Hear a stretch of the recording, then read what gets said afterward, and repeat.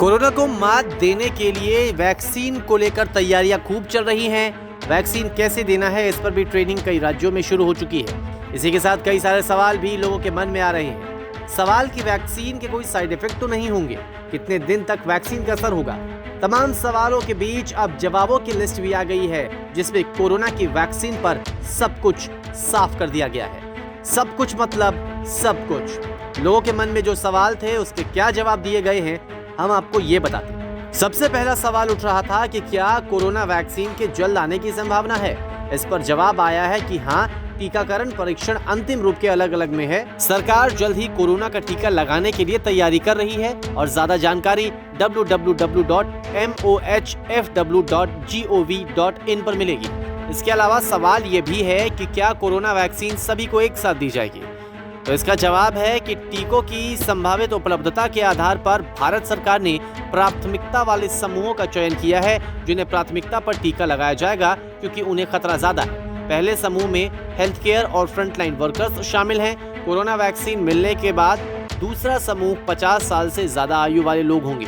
इसके अलावा तीसरा सवाल ये है कि क्या कोरोना वैक्सीन सभी के लिए जरूरी है। इस पर जवाब है कि कोरोना की वैक्सीन स्वैच्छिक है, यानी कि आपकी मर्जी पर डिपेंड करता है। हालांकि इस बीमारी के खिलाफ खुद की रक्षा करने के लिए वैक्सीन का पूरा शेड्यूल प्राप्त करना ज्यादा सही है। इसके अलावा सवाल ये है कि क्या कोरोना वैक्सीन सेफ है, क्योंकि ये कम वक्त में तैयार की जा रही है। इसका जवाब मिला है कि नियामक नियमों द्वारा अपनी सुरक्षा और प्राथमिकता के आधार पर इसे साफ करने के बाद ही देश में टीके लगाए जाएंगे।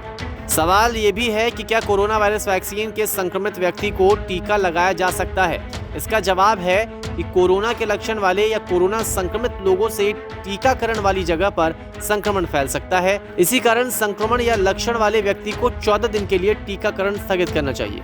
सवाल ये भी है कि क्या कोरोना से उबर चुके लोगों को भी वैक्सीन लेने की जरूरत है। जवाब है हाँ। सवाल ये भी है कि क्या कोरोना वैक्सीन के लिए एक इंसान कैसे योग्य होगा। इसका जवाब ये है कि शुरुआत में प्राथमिकता वाले समूहों को वैक्सीन दी जाएगी और बाकी के योग्य लोगों को रजिस्ट्रेशन वाले फोन नंबर के जरिए जानकारी पहुंच जाएगी। सवाल ये भी है कि क्या कोरोना वैक्सीन बिना रजिस्ट्रेशन के लगाई जा सकती है। इसका जवाब है बिल्कुल नहीं, बिना रजिस्ट्रेशन के वैक्सीन नहीं दी जाएगी। सवाल ये भी है कि रजिस्ट्रेशन के लिए किन कागजों की जरूरत होगी। जवाब है कि अगर आपके पास ड्राइविंग लाइसेंस है, मनरेगा जॉब कार्ड है, आधिकारिक कार्ड है जो सांसद, विधायक या एमएलसी की ओर से जारी किया गया हो, पैन कार्ड है, बैंक पासबुक है, पासपोर्ट है, पेंशन डॉक्यूमेंट है या फिर केंद्र और राज्य सरकार की ओर से जारी सर्विस कार्ड, तो इसके जरिए रजिस्ट्रेशन हो सकती है। सवाल ये भी है कि क्या इस वैक्सीन के कोई साइड इफेक्ट्स हो सकते हैं। इसका जवाब आया है कि हल्का बुखार और दर्द जैसी समस्याएं हो सकती हैं। राज्य सरकारों से इसके लिए बाकायदा ऐसी स्थिति से निपटने के लिए तैयार रहने को कहा गया है। तो लोगों के मन में बहुत सारे सवाल उठ रहे थे और हर सवाल को लेकर भ्रम की स्थिति भी पैदा हो रही थी, जिसके बाद अब सरकार की ओर से सारे सवालों का सीधा सीधा जवाब भी दिया गया है, जिससे कि कोई भ्रम ना फैले। न्यूज़ तक ब्यूरो।